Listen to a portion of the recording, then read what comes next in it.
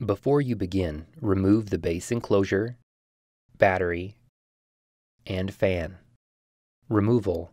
Remove the two 4mm P1 Phillips head screws that secure the heatsink bracket to the top cover. Lift the heatsink bracket off of the heatsink and remove. Note: the heatsink has either 4 or 6 screws securing it to the motherboard.